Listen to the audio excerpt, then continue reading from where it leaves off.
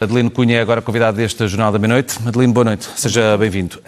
O que é que isto quer dizer, este controle direto de Moscovo? Isto revela que há uma enorme importância dada pelo regime russo para controlar diretamente a informação que dali advenha da zona do Mar Báltico e também do Mar do Norte para, como dizem autoridades dinamarquesas, em caso de escalada considerável do conflito, ter capacidade de cortar, por exemplo, comunicações e deixar aquela zona completamente sem um conjunto diverso de serviços essenciais? Boa noite. Aliás, acho que a pergunta do Rodrigo toca já em dois pontos importantes.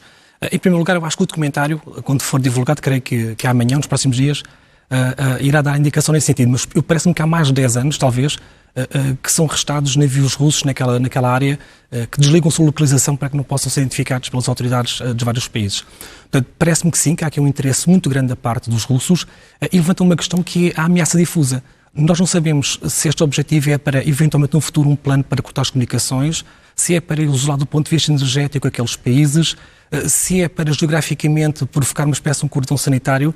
E esta ameaça difusa, ou seja, o que é que se pretenderá fazer com isto, a ser verdade, de facto se confirma este envolvimento a este nível do Estado russo, o que é que isso pode contribuir para este ambiente militarista? As televisões públicas da Dinamarca, Suécia, Noruega e Finlândia tiveram acesso a milhares de horas de comunicações que estiveram a ser descodificadas. E vale a pena recordar que existem naquela zona do Mar do Norte, desde a Noruega até a Holanda, a Dinamarca, inúmeros gasodutos que são hoje em dia absolutamente essenciais para contornar o problema do Nord Stream 1 e que já não está a funcionar. Verdade. Aliás, estes navios não estão apenas no Mar do Norte, vão até à costa do Reino Unido.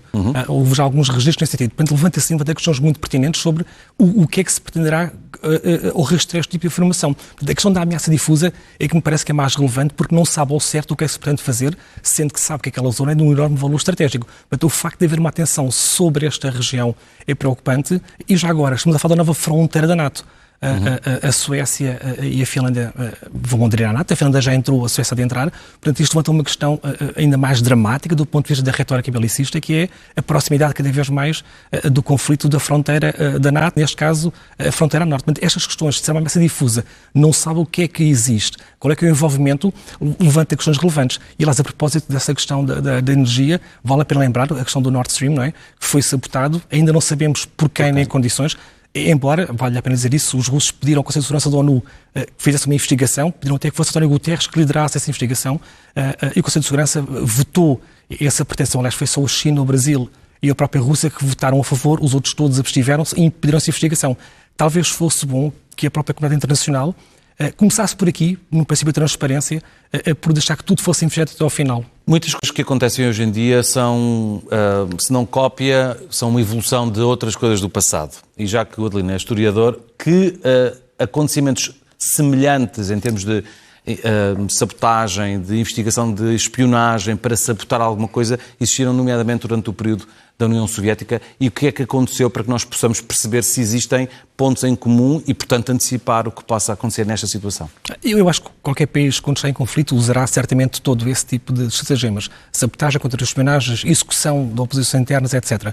Mas do ponto de vista estratégico, e há pouco estava a recordar-me disso, a questão da Noruega e do Norte da Europa foi, aliás, alvo de uma invasão nazi na Segunda Guerra Mundial. A Noruega foi invadida precisamente para que os nazis garantissem apenas duas coisas.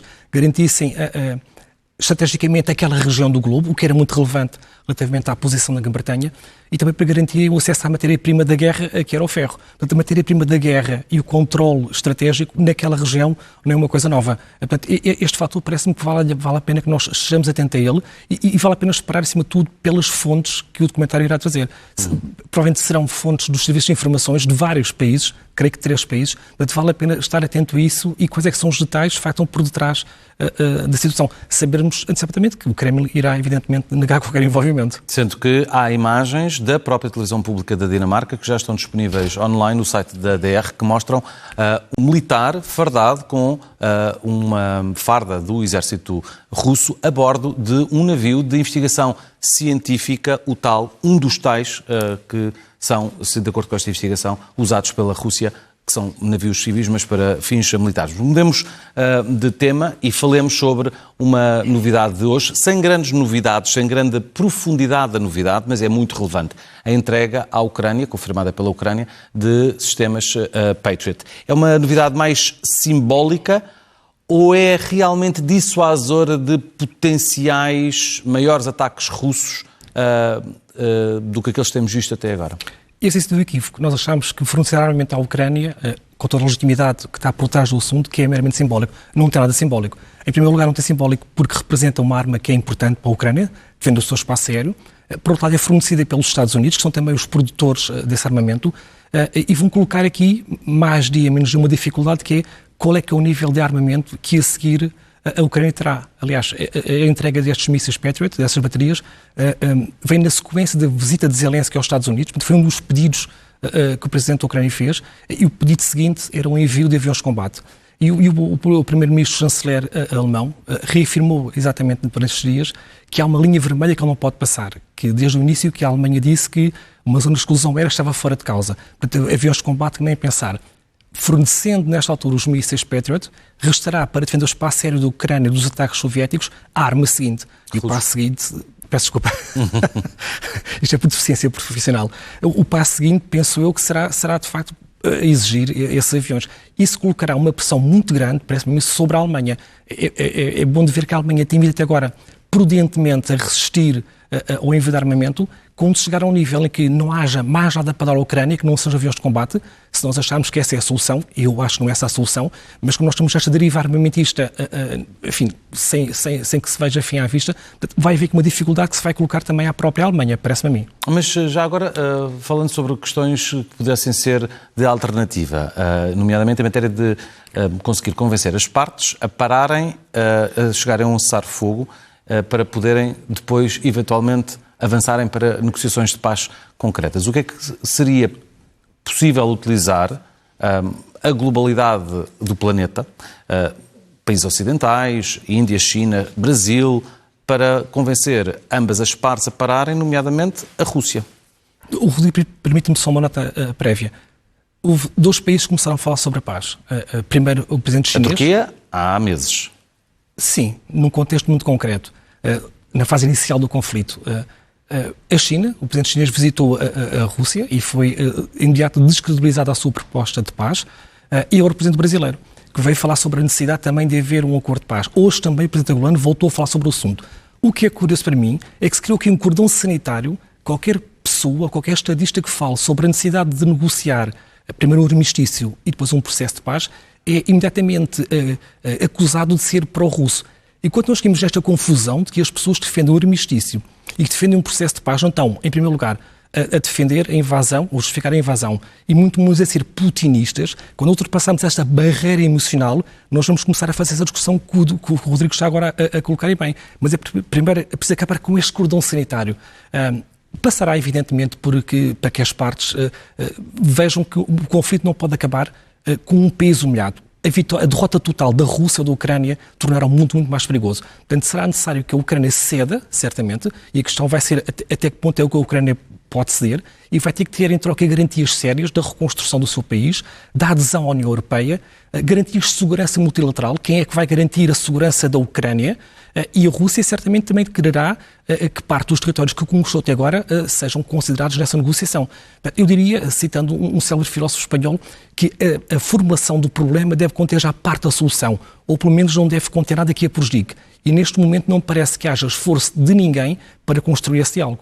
Por falar em problema, Vladimir Putin está com muitos problemas e um deles está, para além de não avançar para além daquilo que se esperava que ele avançasse em território ucraniano, está aparentemente com problemas de entrega de bens a zonas que a Rússia anexou ilegalmente, nomeadamente no Donbass, e que este problema terá de ser resolvido pelo governo russo, agora com uma ordem específica do presidente russo. Que dificuldades é que existem e porquê é que elas existem?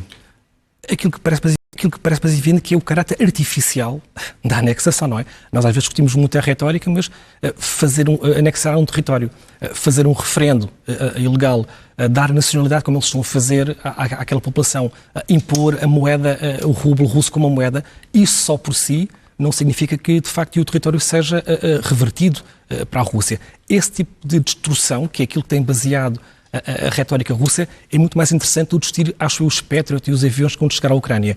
Mas é importante dizer isto, é que aquela região, do ponto de vista da retórica russa, é muito relevante. Não é apenas aquela cidade, aquela região. Do ponto de vista histórico, e Putin tem reivindicado isso, faz parte da sua Rússia histórica, ou seja, é uma cidade que é fundada por Catarina a Grande no século XVIII, é uma cidade que depois, e a região inteira, que foi cedida pelos bolcheviques à Alemanha na Primeira Guerra Mundial, que depois foi recuperada e integrada em 22 na União Soviética e que depois foi novamente perdida após os alemães na Segunda Guerra Mundial. Portanto, é um território que, do ponto de vista histórico, os russos têm dito que é seu. Aliás, o Putin até diz que a Ucrânia é uma invenção bolchevique, porque, de facto, o país nasceu neste contexto concreto e porque parte dos territórios foram depois concedidos por vidas conquistas de Stalin. Portanto, esta discussão histórica, que também dá mais relevo a esta dificuldade que Putin tem em anexar aquilo que seria, no fundo, uma parte daquilo que ele erradamente chama como a Nova Rússia. Adelino Cunha, muito obrigado por ter vindo ao Jornal da Meia-Noite. Boa noite.